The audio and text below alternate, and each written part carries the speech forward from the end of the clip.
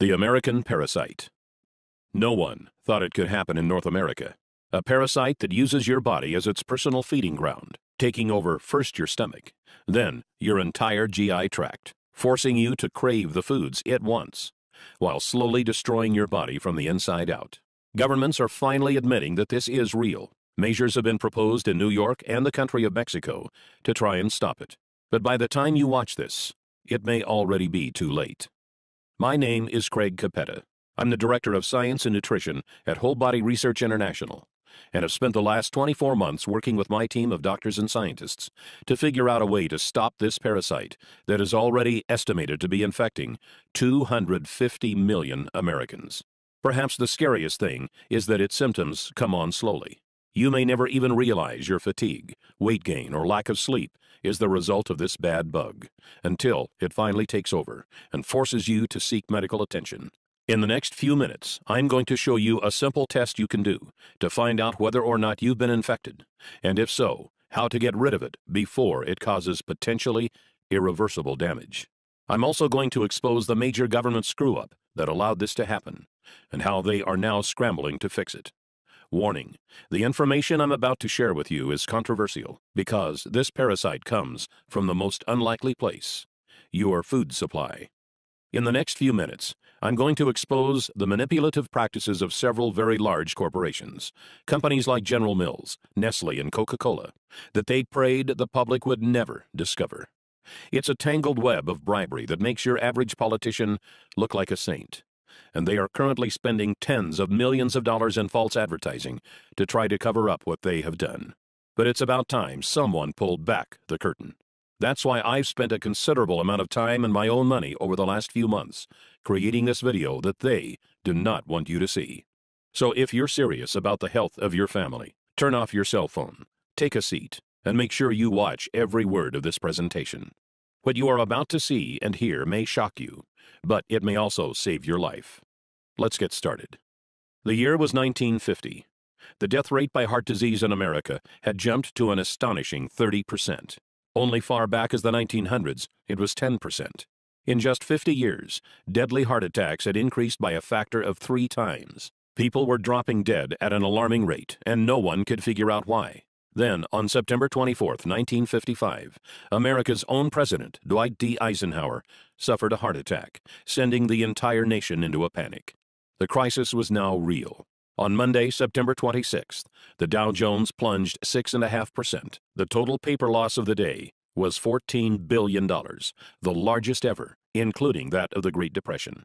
President Eisenhower would not walk again until October 25th, and would not return to the White House until November 11th, nearly 6 weeks later. By this time, the fear of heart attacks was on everyone's mind. Enter government researcher Ancel Keys. Mr. Keys was a Harvard-educated scientist who had helped design rations for the U.S. Army during World War II. Mr. Keys set out to discover why Americans had the highest rate of heart attacks out of any of the first world countries. In what would later become known as the 7-country study, Mr. Keys discovered that Mediterranean nations had the lowest heart attack rates in the world. Their diet also contained the lowest amount of fat. He concluded the American high-fat diet was to blame for our heart attack problem. Correct or not, finally, the public had an answer. In 1956, representatives of the American Heart Association appeared on television to inform the public that a diet which included fats, such as butter and lard, and fatty foods, such as eggs and beef, would directly lead to deadly coronary heart disease. The government's own health officials began recommending people adopt a low-fat diet to protect themselves and their families. Brochures on how to eat low-fat were passed out in schools. No one wanted to suffer the same fate as the president, or worse, drop dead. Most were fine with Mr. Keys' reasoning. He became a celebrated hero and was even put on the cover of Time magazine, though he himself would many years later change his own opinion on the matter. For the time, a low-fat diet was universally accepted as the only surefire heart attack fix. Yet there was one sector that wasn't happy with this, and that was the big food conglomerates. You see, previous to Keys' findings, their favorite way to flavor their foods was by adding more fat. Food scientists had discovered that fat was a flavor carrier. It could deliver taste and odor compounds from different parts of food, and provided texture and mouthfeel that made food taste better. Without fat, food tasted like cardboard. But now, the public was demanding their foods be low-fat. Processed and canned foods began to go uneaten as people turned to more natural, lower-fat alternatives. If it didn't say low-fat on the label, people stopped buying it. The conglomerates scrambled to find new recipes that would allow them to call their products low-fat, yet still taste good. Food scientists were called in by the dozens, and finally they discovered something even better. You see, unlike fat, this new flavor additive was actually addicting. It goes by many different names, but you may know it best as refined sugar. Did the food industry know it was dangerous? Even many doctors of the 1950s would argue they certainly did. As far back as 1808, studies had been done proving sugar was not only unhealthy, but actually toxic. Believe it or not, sugar manufacturers were pulling PR stunts back then, as they do today. In 1808, the Committee of West India, a large sugar conglomerate of the time, appeared before the British House of Commons to offer a prize of 25 guineas, about $1,000 in today's coin, to anyone who could show an experiment that proved sugar was good for feeding and fattening cows, hogs, and sheep. Food for animals has always been expensive. Sugar was extremely cheap, so many farmers took on the challenge, hoping for good results. The 25 guineas would be just a bonus to the new, cheaper food supply. But as you may have guessed, the attempts were a disaster. Many resulted in the death of livestock. One member of Parliament, John Kirwan, took on the challenge himself, trying to feed sugar and molasses to his calves. After the experiment of this well-known, highly ranked politician failed, the Committee of West India gave up. Then, in 1816, the well-known French physiologist F. Magendie did an experiment of his own involving dogs. He determined that dogs fed with water containing sugar and olive oil wasted away and died faster than dogs fed with water alone. This showed sugar not only had no nutritional value, but actually caused negative effects. This shut the sugar manufacturers up, but just for the time being. Flashback to 1957. Fat was out. The food industry had found foods packaged with sugar were winning every taste test. But would the public buy it? As recently as the 1930s, Dr. Weston A. Price, a research dentist from Ohio, had traveled around the world observing different cultures and their diets. In 1939, he published a paper that revealed in horrifying detail what had happened to the teeth and health of those in cultures who had incorporated refined sugars into their food supply. Sugar still had a bad name. The conglomerates would need to make a move. Later, in 1957, noted Professor E.V. McCollum, who is often referred to as America's top nutritionist of the day, published a book called A History of Nutrition. In it, he argued that despite there being dozens of experiments done since the 1800s, proving sugar was bad for human consumption, those experiments were all flawed due to human error. This book was published and marketed with the same ferocity you see with bestsellers today. But where did it come from? No scientist has his own money to publish a book on such a grand scale. And let's face it, A History of Nutrition? It's not a title that will make a book fly off the shelves. A look inside the book revealed it was published and marketed by a company called the Nutrition Foundation, Incorporated. Who was the Nutrition Foundation? I'm glad you asked. It happened to be a front organization for the leading sugar conglomerates of the time, including the American Sugar Refining Company, Coca-Cola, Pepsi-Cola, Curtis Candy Company, General Foods, General Mills, Nestle, Pet Milk Company, and Sunshine Biscuits, about 45 companies in all. And did the Americans buy it? Oh boy, did they ever. Sales of processed foods skyrocketed. All they had to do was put low fat on the label, then dump in a bunch of refined sugar, and it would sell like crazy. A 2012 study by Dr. Robert Lustig of the University of California, San Francisco, revealed that sugar is just as addictive to the human brain as cocaine, setting off the same dopamine triggers and forcing us to crave more and more of it. So it was only natural that humans would begin to consume the new sugared products at a feverish rate. The food conglomerates responded to the increasing sales by using even more sugar. It began to find its way into foods you would never expect, like hot dogs, yogurt, spaghetti, and breads. As the decades passed, obstacles would spring up, but each time, the conglomerates had an answer.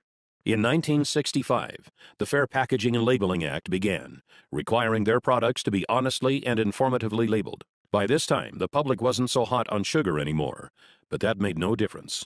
The conglomerates simply hid the sugar by putting it into new forms and creating new names. This way, people wouldn't see the word sugar on the food label, but it could still be hiding inside. Some names sugar goes by are agave nectar, brown rice syrup, high fructose corn syrup, dextrose, evaporated cane juice, glucose, lactose, malt syrup, molasses, sucrose. Another classic example is when the sugar pushers began putting the word natural into all of their advertising.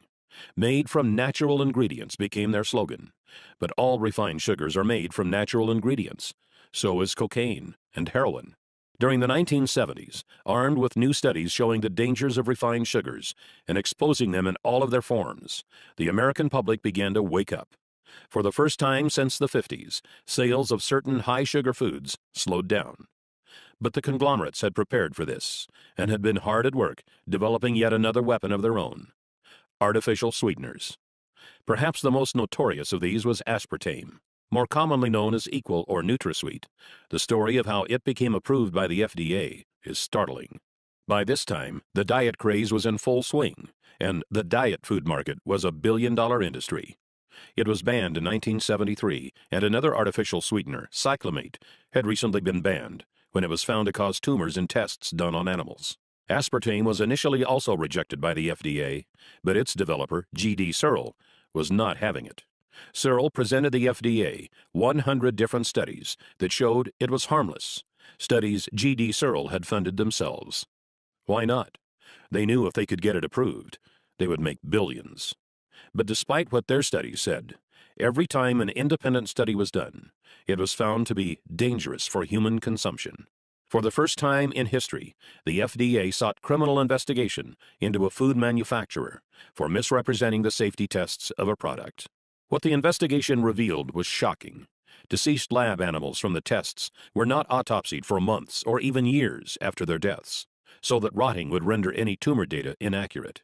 Other animals were found to have tumors cut out and thrown away. Then the animals with the removed tumors were labeled as normal. Obvious tumors were labeled as normal swelling. The FDA easily ruled that aspartame would not receive final approval. But what would follow was a set of dirty political tricks that must have made Abraham Lincoln roll over in his grave. G.D. Searle first arranged to actually hire the U.S. attorney who was leading the investigation. Samuel Skinner first resigned from the U.S. Attorney's Office, stalling the investigation, then went to work for Searle. Later that year, Donald Rumsfeld was hired on as CEO of Searle. Yes, the same Donald Rumsfeld that was Secretary of Defense during the Bush administration. He appointed several political buddies to top management positions and proclaimed he would get aspartame approved within 1 year. At the time, Reagan had just been elected, and Rumsfeld was part of Ronald Reagan's transition team, who was in charge of choosing a new FDA commissioner. They appointed a man named Arthur Hall Hayes, Jr. One of Arthur Hayes' first acts as FDA commissioner was to appoint a 5-person panel to review the final decision to reject aspartame. 3 of the 5 panel members still voted not to approve it, citing the animal tumors as a big concern. So what did Hayes do? Simple. He appointed a 6th member to tie the vote at 3-3. Then Hayes, a man who knew nothing of food additives, decided he as a commissioner should get a vote also. He then cast the deciding vote himself, in favor of approval. Shortly after this scheme, Hayes resigned from his position as FDA commissioner, after which he was hired by Searle for a position paying hundreds of thousands of dollars a year. I know this sounds like a tale from a political horror movie, but sadly, it is 100% true. After all was said and done, aspartame was approved. Coca-Cola began using it to make Diet Coke, which they then marketed as a weight loss drink. In that first year alone, the FDA received over 600 consumer complaints reporting headaches, dizziness, and other strange reactions to this new, foreign substance our bodies were never designed to handle. But the food conglomerates had won. And since then, over the last 30 years, more and more of these refined sugars, artificial sweeteners, preservatives, and other unnatural elements have infiltrated our food supply, creating essentially a new diet, without ever giving us a choice. The year now is 2013. Governments have finally wised up and are now backtracking, trying to clean up this mess. In March of 2013, New York Mayor Michael Bloomberg fought to lower sugar and sweetener consumption in his city by banning regular and diet sodas over 16 ounces. This September, Paul van der Velpen, the head of Amsterdam's health service, spoke out to call sugar an addictive drug that should be tightly regulated. And just last month, the country of Mexico made motions to put large taxes on sodas, just like the American government did with cigarettes. But like cigarettes, these dangerous additives have now become what feels like a permanent part of our society. So, what is the result of all this? What do these unnatural things actually do once we put them in bodies? Why did the dogs in F. Magendie's study die faster when sugar was added to their diets? Why are more people getting sick than ever before? Why are more people suffering from obesity than ever before? And why is cancer predicted to soar by 50% by the year 2020? The answer may frighten you, as it did me. Doctors are now saying it could be the widest spread health hazard to hit North America since cigarettes, polio, HIV, or hepatitis. In our lifetimes, this one thing will affect more Americans than all four of these combined.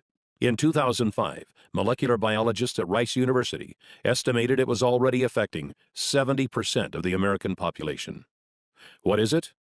It's the consequence of the unnatural elements we've been exposed to, and the deep, dark secret the food conglomerates are right now, as we speak, spending millions of dollars to try and sweep under the rug. They have some help from the killer itself, because this disease takes over your body from the inside. Most never even know it is there, until it's too late. Its name is Candida, otherwise known as the American parasite. Candida is a type of fungi, a single-celled member of the yeast family. Where did it come from? Was it carried over on a boat from Africa? Or did it come from livestock? Actually, no. Candida is a natural resident of your digestive tract, along with 25 trillion other bacteria, some good and some bad. So long as the balance stays in order, which scientists say now is 80% good bacteria to 20% bad, your digestive and immune systems will continue to function normally. But here's where the problem starts. Candida is a member of the yeast family. And do you know what yeast likes to eat? You guessed it. Refined sugars, artificial sweeteners, and preservatives. All of the things that have been added to our food supply in just the last 50 or so years. Maybe you did the experiment back in science class, where you put yeast on a petri dish and fed it sugar to get it to grow. That's what's happening in your stomach right now. Let's take a look at that picture again. These are actual Candida Albicanis growing in a petri dish. When you feed the Candida, it starts to breed, faster and faster and faster. Soon it has outnumbered the good bacteria in your stomach. Then it makes its way into your upper and lower intestine and throughout your entire GI tract. Before long, it begins to expand into other parts of your body, resulting in serious medical problems that can cripple your ability to enjoy a happy life. Fatigue, weight gain, sleeplessness, bloating and gas, irritable bowel syndrome, constipation, skin problems, fungal infections. These are just the start of the havoc Candida can wreak onto your body. If you're suffering from any one of these symptoms, it's very likely this parasite is to blame. When you take antibiotics, Candida growth accelerates even faster, as antibiotics kill off many of the good bacteria that would otherwise keep it in check. It's because of all this, doctors estimate that currently, at the time this video was being produced, in the fourth quarter of 2013, 80% of all Americans suffer from some degree of Candida overgrowth. Dr. David Perlmutter, a personal advisor to Dr. Oz, who you may know from the show, and his current New York Times bestseller Grain Brain, recently stated, "Those of us who deal with this health condition in a clinical setting are witnessing what now seems almost epidemic." Dr. David Perlmutter. The reason Candida is so dangerous is because it directly affects your digestive system, which is the largest internal organ in your body. It's also the home of your immune system. So when your digestive tract is weakened, so is your ability to combat sickness and disease. Left untreated, it can begin to affect every area of your life. Here is a list of common Candida symptoms composed by Dr. Mark Hyman, recognized Candida authority and best-selling author of The Blood Sugar Solution. General symptoms include chronic fatigue, loss of energy, general malaise, decreased libido. sensitivity to foods, chemicals, or other allergens, eczema, psoriasis, irritable bowel syndrome, toenail fungus. Gastrointestinal symptoms include thrush, bloating and gas, intestinal cramps, rectal itching, altered bowel functions such as diarrhea or constipation, yeast infections, frequent bladder infections, irritable bladder. Hormonal complaints include menstrual irregularities like pain or bleeding, premenstrual syndrome, thyroid dysfunction. Nervous system complaints include depression, irritability, inability to concentrate. Immune system complaints include allergies, chemical sensitivities, low immune function. And if your past history includes chronic yeast infections, chronic antibiotic use for infections or acne, oral birth control pill usage, or oral steroid hormone usage, your chances of having Candida overgrowth are greatly increased. One of the scariest things about Candida is the way it begins to reprogram you to crave more of the foods it wants. It hijacks taste buds, brain chemistry, and hormones to make you want foods that make it grow faster and mess you up even more. Breads, sugars, refined carbs, sodas, fried foods, carb-heavy foods like pizza and pasta, and of course, desserts and sweets. Do you often find yourself craving these things? If so, it's probably not because you're a naturally unhealthy eater, but because the bad bacteria has taken over. It's like they're down there in your stomach yelling, "Feed me!" forcing you to want foods that worsen your condition, make you gain weight, and make it literally painful for you to go on a diet that doesn't include them. Candida has also been linked to many studies showing it could be the #1 cause of obesity. As Doctors Carolyn Dean and William Crook write in their 2005 book, The Yeast Connection in Women's Health, most women don't have even an inkling that their symptoms could be caused by yeast overgrowth in their bodies. The number of women suffering in silence, not even knowing what is really wrong, and blaming themselves for failing is, I believe, literally numbered in the millions. Millions of women who can't lose weight and have no idea why. The same holds true for men.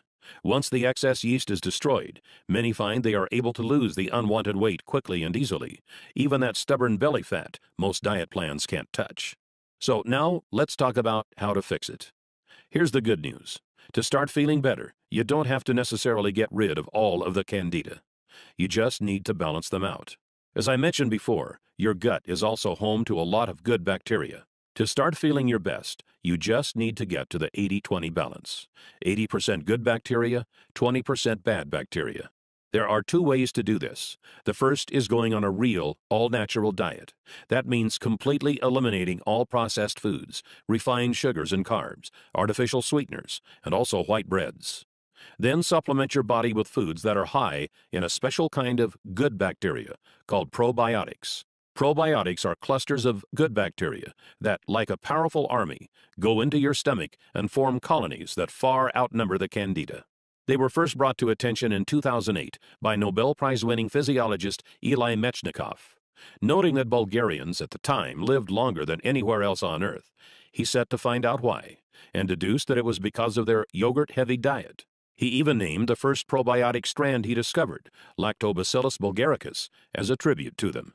Foods that are high in probiotics include sauerkraut, kefirs, olives, and fermented vegetables. Eliminate the unnatural elements from your diet and start eating those foods, and your gut will eventually balance itself out. But let's be realistic. In today's world, that is nearly impossible. Who wants to never eat out at another restaurant, or never go over to a friend's place for dinner? Luckily, there is now a better way. Scientists have recently figured out how to load your gut with probiotics without having to change your diet at all. They've been able to put these living bacteria into pill form, so you can take them with your meals, no matter what those meals may be. They offset the bad foods you eat, populate your gut with good bacteria, and instinctively balance you to the right ratio. Once this happens, all sorts of exciting changes can happen in your body.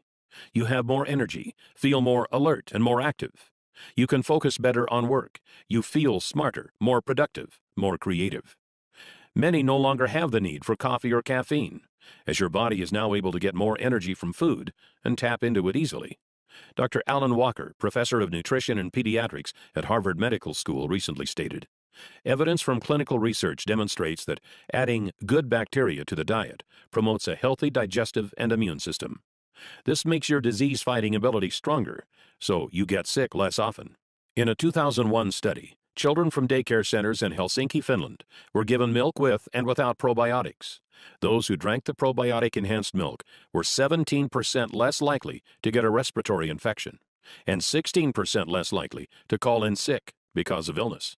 Harvard Medical School has also recently gone on record to proclaim probiotics' effectiveness at preventing vaginal yeast infections, as well as antibiotic-induced diarrhea.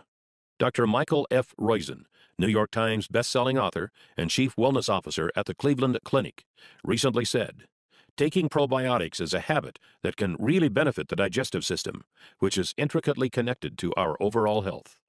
Many also find weight begins to fall off, since your gut processes food more efficiently.